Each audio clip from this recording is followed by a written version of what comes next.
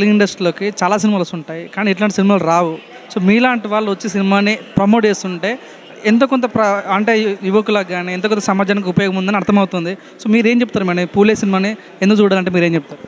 అందరికీ విద్య అందుబాటులో ఉండాలనేది, ముఖ్యంగా మహిళలు చదువుకు దూరం అయిపోయి అందులో అట్టడుగు వర్గాలకు దూరమైనటువంటి విద్య ఎట్లా ఉండింది అనేటువంటిది మనము ఆ రకంగా ఆమె కృషి చేసినటువంటి తీరు సావిత్రిబాయి పూలే ద్వారా స్కూల్స్ని మన ముందుకు తీసుకొచ్చినటువంటి మహాత్మా జ్యోతిబా పూలే 1848లోనే ప్రపంచ కమ్యూనిస్టు ప్రణాళిక ఒకటి ముందుకొచ్చింది.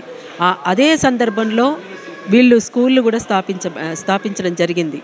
అట్లా ఆ రెండింటికి దగ్గర ఒకే సంవత్సరం జరగడం అనేటువంటిది ఒక ముఖ్యమైనటువంటి ఘట్టంగా మనం చూడొచ్చు. ఒక సత్యశోధక సమాజాన్ని స్థాపించినటువంటి మహా గొప్ప వ్యక్తి సామాజిక విప్లవకారుడు జ్యోతిబా పూలే. అసలు వారిని ప్రతి ఒక్కరు కూడా ఆదర్శంగా తీసుకోవాలి.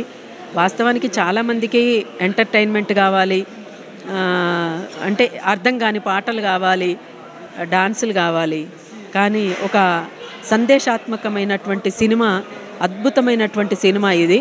ఈ సినిమాను మన ముందుకు తీసుకొచ్చినటువంటి వాళ్ళు పొన్నం కుటుంబం వారి కుటుంబానికి అందరికీ, పొన్నం రవిచంద్ర గారికి, పొన్నం ప్రభాకరన్న గారికి, వారి కుటుంబానికి ప్రత్యేకంగా అభినందనలు కూడా తెలియజేస్తున్నాను. ఈరోజు మహాత్మా జ్యోతిబా పూలే గారి వర్ధంతి. ఈ సందర్భంగా పాటలు, ఒక ట్రైలర్ కూడా రిలీజ్ చేయడం జరిగింది.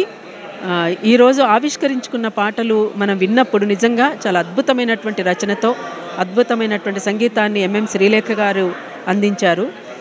చాలా కాలం తర్వాత తన సంగీతాన్ని మళ్ళీ మనం వినగలిగాము. చాలా బాగా అనిపించింది. పాటలు కూడా చాలా బాగున్నాయి. ఈ సినిమాని ప్రతి గ్రామంలో గతంలో బలగం ఎట్లయితే వేశారో అట్లా ఈ సినిమాని ప్రతి గ్రామంలో వేయాలి, ప్రతి స్కూల్లోనూ ప్రతి కాలేజీలోనూ వేయడానికి ఆ రకంగా ప్రభుత్వం కూడా బాధ్యత తీసుకోవాలని నేను విజ్ఞప్తి చేస్తున్నాను. మేడం, ఇప్పుడు ఈ సినిమా వేరే స్టేట్లో రిలీజ్ అయింది, చాలా పెద్ద హిట్ అయింది. అక్కడ రాష్ట్ర రాజకీయాల్లో కూడా తారుమారు అయిపోయినాయి.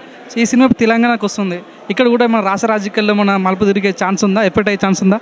సరే, రాజకీయాలు తారుమారైతాయా ఏమో, వాటి సంగతి ఏమో, కానీ అందరికీ విద్య అందుబాటులోకి వస్తే అదే సంతోషం. ఎందుకంటే చదువుకునేటువంటి వాళ్లకు విద్య అందుబాటులో లేదు, చదువును కొనుక్కునేటువంటి వాళ్లకు విద్య అందుబాటులో ఉన్నటువంటి పరిస్థితిలో మనం ఉన్నాం.